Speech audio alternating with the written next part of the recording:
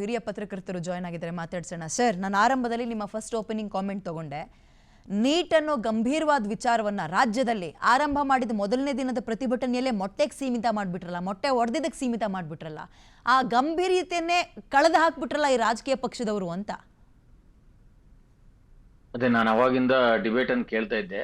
ಎಲ್ಲೆಲ್ಲೋ ಸುತ್ತಾಡ್ಕೊಂಡು ಬರ್ತಾ ಇತ್ತು ಡಿಬೇಟ್. ತುಂಬಾ ಇತಿಹಾಸ ಕೆದಕ್ತಾ ಹೋದ್ರೆ ಅದು ಒಂದು ತಾಸಲ್ಲಿ ಮುಗಿಯುವಂತ ಚರ್ಚೆ ಅಲ್ಲ.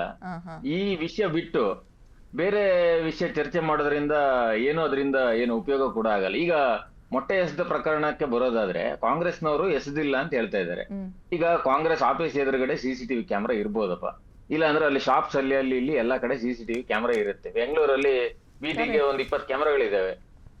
ಕಾಂಗ್ರೆಸ್ದೇ ಗೌರ್ಮೆಂಟ್ ಇದೆ, ಕಾಂಗ್ರೆಸ್ದೇ ಆಫೀಸು. ಅವರು ವಿಡಿಯೋ ರಿಲೀಸ್ ಮಾಡ್ಬೋದಲ್ಲ, ನಮ್ಮವ್ರು ಮಾಡಿಲ್ಲ ಅಂತ. ಇಲ್ಲ ಪೊಲೀಸರ ಹತ್ರ ಹೇಳ್ಬಿಟ್ಟು ಸಿಸಿಟಿವಿ ಕ್ಯಾಮ್ರಾದಲ್ಲಿ ಇರ್ಬೋದು, ಇಲ್ಲ ಪೊಲೀಸರು ರೆಕಾರ್ಡ್ ಮಾಡಿರ್ತಾರೆ, ರೆಕಾರ್ಡ್ ಮಾಡಿರೋದು ರಿಲೀಸ್ ಮಾಡ್ಲಿ ಅಲ್ಲ ಅಲ್ವಾ, ಯಾರು ಅಂತ ಗೊತ್ತಾಗ್ಬಿಡ್ಲಿ. ಅದ್ರಲ್ಲಿ ಏನು ಈಗ ಅವ್ರು ಅಲ್ಲ ಅಂತ ಹೇಳೋದು, ಇವರೇ ಹೊಡ್ಕೊಂಡಿದ್ದು ಅಂತ ಹೇಳೋದು, ಅವ್ರು ಹೊಡೆದಿದ್ದು ಅಂತ ಹೇಳೋ ಸಮಸ್ಯೆನೇ ಇಲ್ವಲ್ಲ. ನೀವು ಅಷ್ಟು ಓಪನ್ ಆಗಿದ್ರೆ ಅದಕ್ಕೊಂದು ಪರಿಹಾರ ಕಾಣಿಸ್ಬೇಕು. ನಾವು ಹೊಡೆದೇ ಇಲ್ಲ ಅನ್ನೋದಾದ್ರೆ ವಿಡಿಯೋ ರಿಲೀಸ್ ಮಾಡಿಸ್ಬೋದಲ್ಲ. ಪೊಲೀಸರು ಅವ್ರದ್ದೇ, ಸರ್ಕಾರನೂ ಅವ್ರದ್ದೇ, ಆಫೀಸ್ ಅವ್ರದ್ದೇ. ಪ್ರೊಟೆಸ್ಟ್ ಮಾಡಿರೋರು ಇವರು. ಇಲ್ಲೇ ನಮ್ಮ ಆಫೀಸಿಂದ ಸ್ವಲ್ಪ ದೂರ ಮುಂದೆ ಆಗಿರೋದು ಕ್ವೀನ್ಸ್ ರೋಡ್ ನಲ್ಲಿ. ಇವ್ರ ಆಫೀಸ್ ಇರೋದು ಅಲ್ಲೇ. ಸರಿ, ಹೆಜ್ಜೆ ಹೆಜ್ಜೆಗೂ ಸಿಸಿಟಿವಿ ಇದಾವೆ ಸರ್, ಅಲ್ಲಿ ಹೆಜ್ಜೆ ಹೆಜ್ಜೆಗೂ ಸಿಸಿಟಿವಿ ಇದಾವೆ. ಮಾಡ್ಬಿಡ್ಲಿಲ್ಲ, ಸಿಂಪಲ್. ಅವಾಗ ಚರ್ಚೆ ಅಗತ್ಯನೇ ಇರಲ್ಲ, ಯಾರು ಮಾಡಿದ್ರೆ ಗೊತ್ತಾಗ್ಬಿಡ್ಲಿ. ಕರೆಕ್ಟ್. ಏನು ಇರ್ಷದ್ ಅವ್ರೆ, ಹೆಜ್ಜೆ ಹೆಜ್ಜೆಗೂ ಸಿಸಿಟಿವಿ ಇದಾವೆ.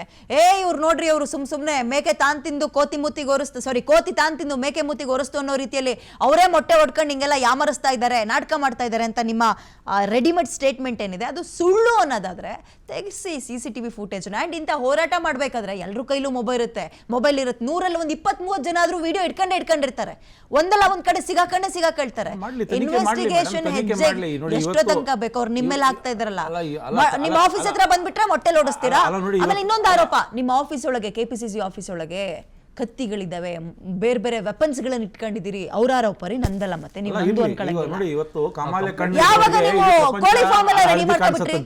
ಅರ್ಥ ಆಯ್ತಲ್ಲ. ಇವ್ರಿಗೆ ಏನಂದ್ರೆ ಇವರು ಹಿಂಸೆನೇ ಇವ್ರದ್ದು ಅಜೆಂಡಾ ಮೇನು.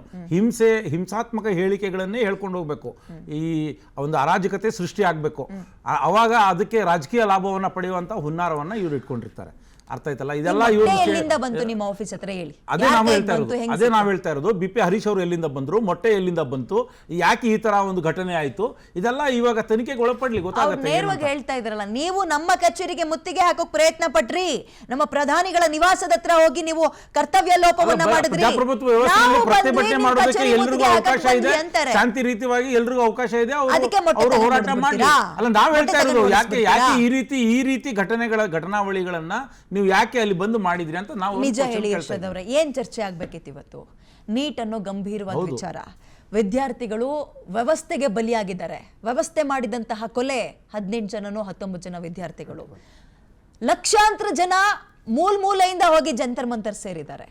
ಅದರ ಗಂಭೀರತೆ ಇಟ್ಕೊಂಡು ನೀವು ಅದನ್ನ ರಾಜಕೀಯವಾಗಿ ಎನ್ಕ್ಯಾಶ್ ಮಾಡ್ಕೋತಿರೋ, ವಿದ್ಯಾರ್ಥಿಗಳ ಪರವಾಗಿ ನಿಂತ್ಕೊಳ್ತಿರೋ, ರಾಜಕೀಯ ಪಕ್ಷಗಳಾಗಿ ನಿಮಗೆ ಬಿಟ್ಟಿದ್ದು. ಅದನ್ನ ಬಿಟ್ಟು ಒಂದು ಮೊಟ್ಟೆ ಓಡಿಸೋದ್ರ ಮುಖಾಂತರ ನೀವು ವಿಚಾರನೆ ಅವ್ರಿಗೆ ಡೈಲ್ಯೂಟ್ ಮಾಡಕ್ ಬಿಟ್ಬಿಟ್ರಲ್ಲ ನೀವು ಅಂತ. ಖಂಡಿತ ಕಾಂಗ್ರೆಸ್ ಪಕ್ಷ ಈ ತರ ಕೆಲಸ ಮಾಡಲ್ಲ ಅಂತ ನಾನು ಹೇಳ್ಕೊಂಡೇ ಬರ್ತಾ ಇದ್ದೇನೆ. ನಾವು ಇವತ್ತು ಯುವಕರ ಪರವಾಗಿ, ಯುವಕರಿಗೆ ನೋವಾಗಿದೆ.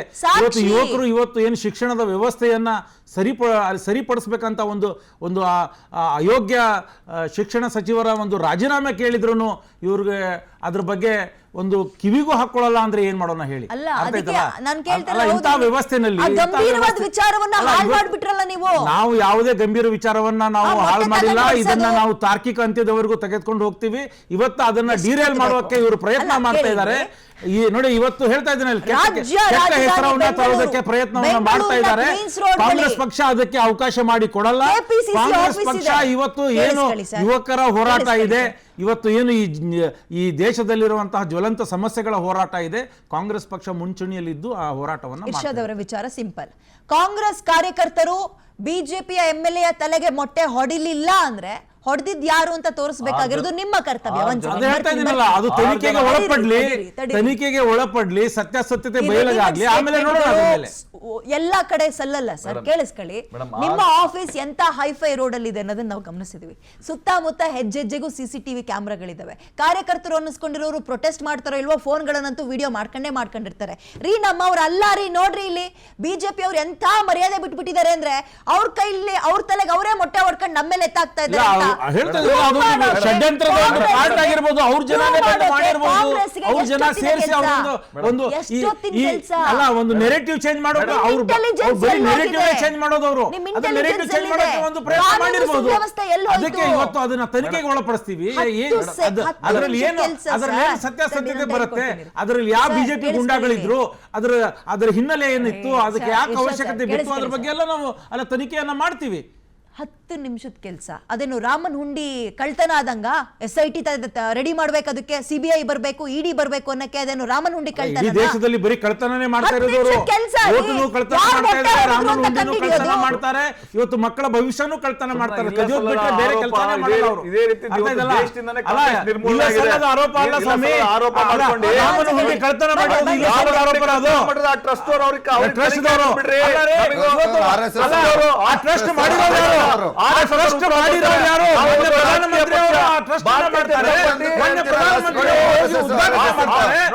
ಪ್ರಧಾನಮಂತ್ರಿ ಅವರು ಎಲ್ಲ